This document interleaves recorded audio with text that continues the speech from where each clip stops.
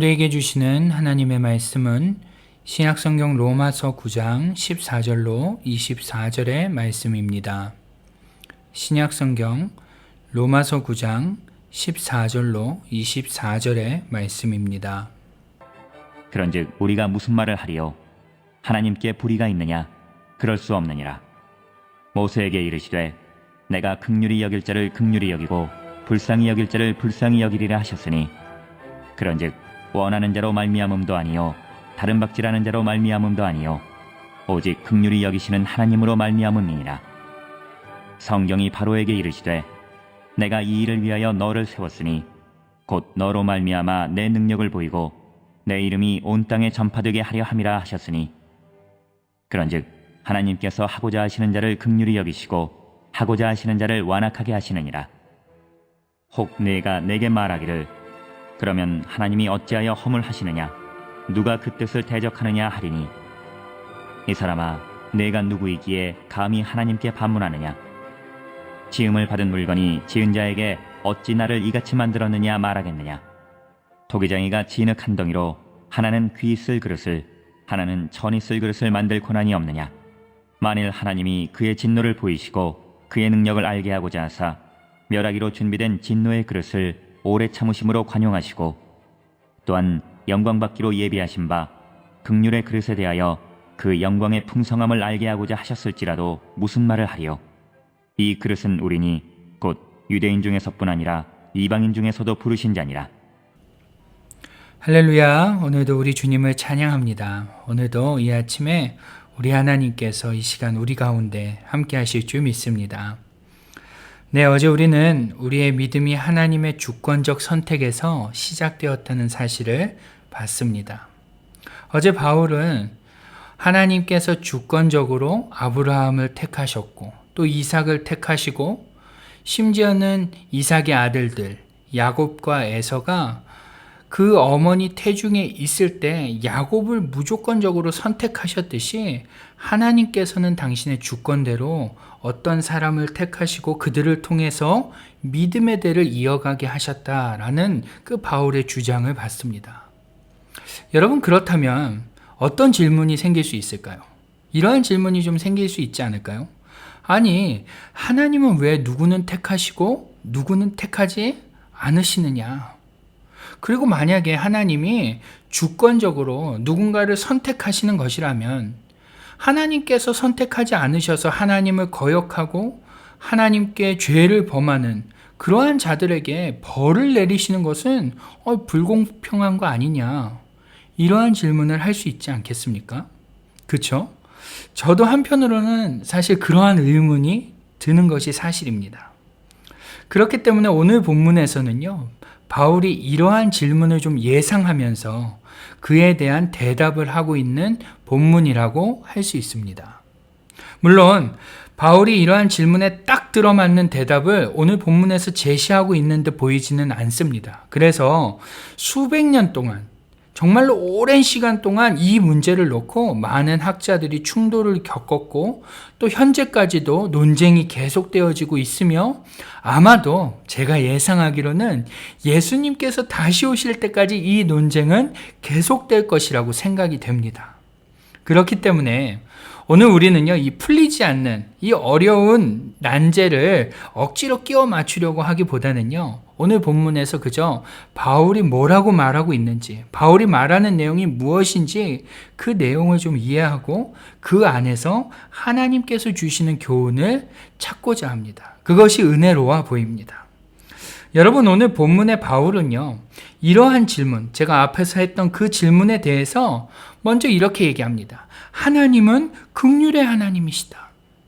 지금 바울은 이 질문에 대해서 하나님이 긍휼의 하나님이시라는 것을 강조하여 이야기합니다. 앞에서 하나님이 불의한 분 아니냐라고 물을 수 있는 질문에 그것에 대해 바울은 모세의 이야기를 딱 꺼내서 하나님은 모세가 자신의 백성들을 긍휼히 여겨달라고 해서 그들을 긍휼히 여기는 그러한 분이 아니라 하나님은 원래 긍휼의 하나님이시다. 그분은 원래 긍휼의 하나님으로서 당신의 주권대로 긍휼히 여길 자들을 긍휼히 여기시는 분이다라고 오늘 본문 앞에서 이야기를 합니다. 즉 지금 바울은 뭐라고 얘기하고 있는 것이냐면 바울은 이렇게 하나님이 긍휼의 하나님이신데 그분이 어떻게 불의할 수 있겠느냐라고 반문하고 있는 것이죠. 그러면서 17절을 보시면요. 바울은 바로의 예를 하나 듭니다. 바로, 이 모세와 바로, 이 애굽의 왕 바로의 예를 들어서 얘기하는데요. 바울은 구약 성경의 바로가 그렇게 불의하게 행동했던 이유는 그가 하나님의 일을 위해 목적을 갖고 세워진 자였기 때문이다 라고 오늘 본문 17절에서 말씀합니다. 여러분 잘 이해가 안 되시죠?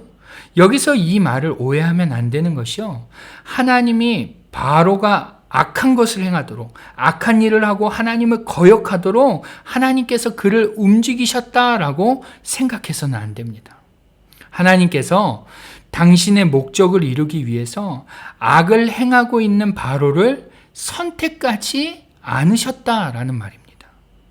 이 하나님의 목적을 위해 바로가 세워진 자다라는 이 말은요, 하나님께서 당신의 목적을 이루기 위해서 악을 행하고 있는 그 바로를 특별하게 선택하지 않으셨다라는 말입니다.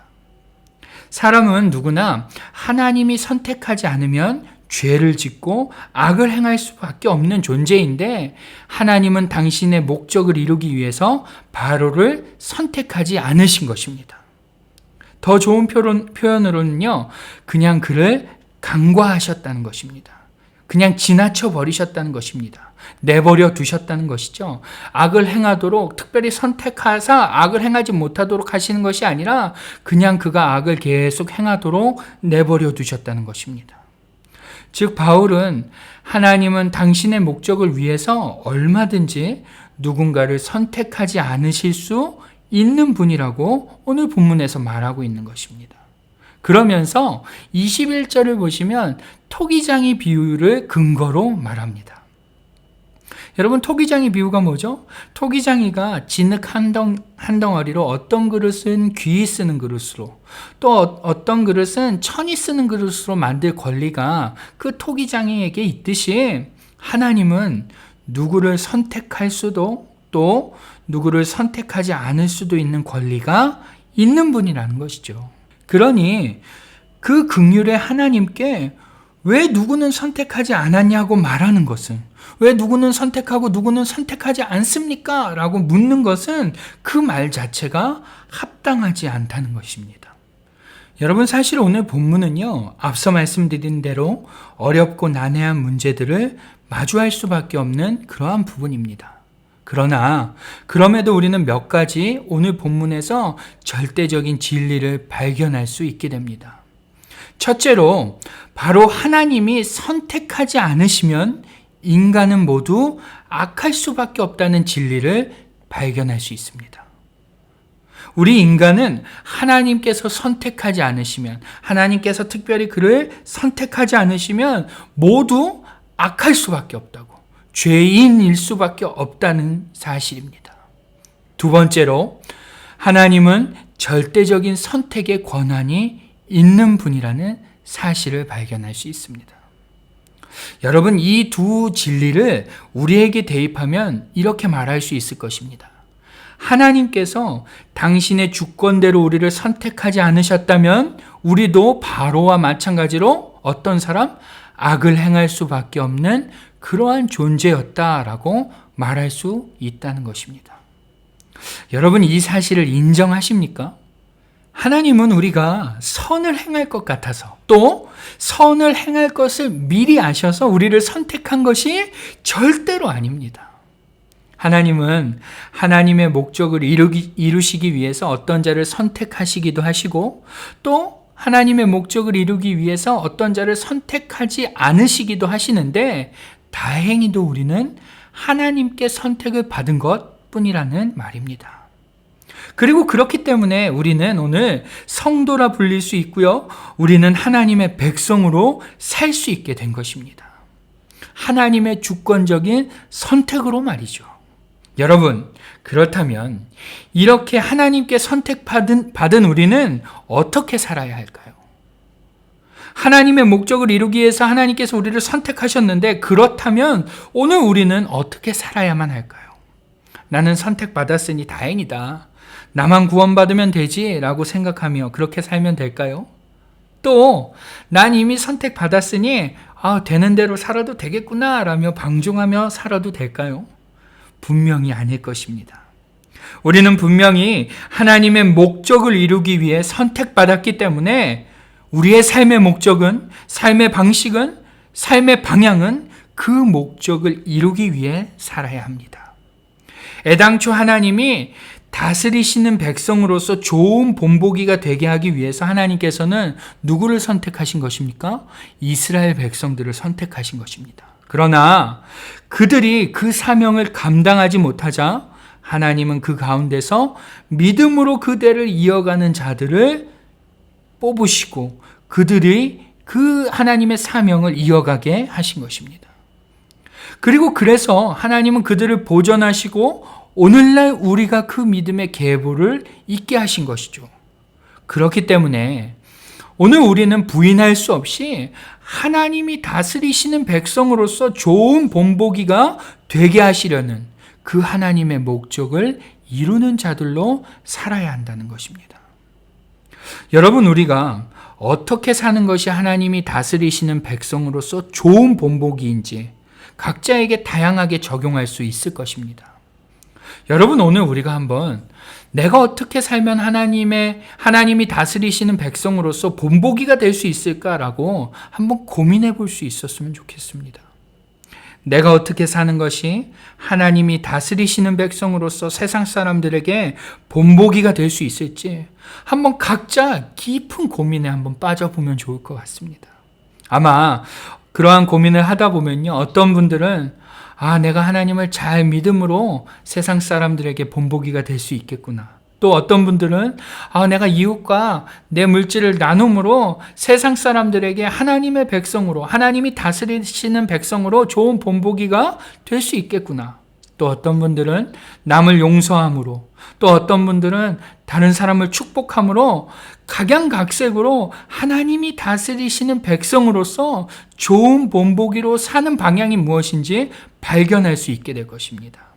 여러분, 오늘 우리가 그것을 실천할 수 있었으면 좋겠습니다. 오늘 우리가 그것을 실천함으로 그 다양하게 하나님이 다스리시는 백성으로서 좋은 본보기가 될 수 있는 다양한 방법들을 우리의 삶에서 실천함으로 하나님이 보시기에 아름다운, 또 하나님께서 원하시는, 하나님께서 택하신 것이 조금도 후회스럽지 않은 그러한 우리가 될 수 있기를 주님의 이름으로 축원합니다. 아멘. 기도하겠습니다. 하나님 아버지, 우리의 힘으로는 하나님의 백성이 될 수 없고 우리의 공로로는 하나님의 자녀가 될 수 없는데, 하나님께서는 하나님의 목적을 이루시기 위해서, 하나님의 계획을 이루시기 위해서 어떤 자는 선택하시고 또 어떤 자는 유기하심을 오늘 성경을 통해서 알게 되었습니다. 하나님, 다행히도 감사하게도 오늘 우리는 하나님의 목적을 위해서 선택받은 자들인 줄 믿습니다. 하나님, 그렇기 때문에 오늘 우리의 삶은 하나님의 목적을 이루기 위한 삶이 되어야 될 줄 믿습니다.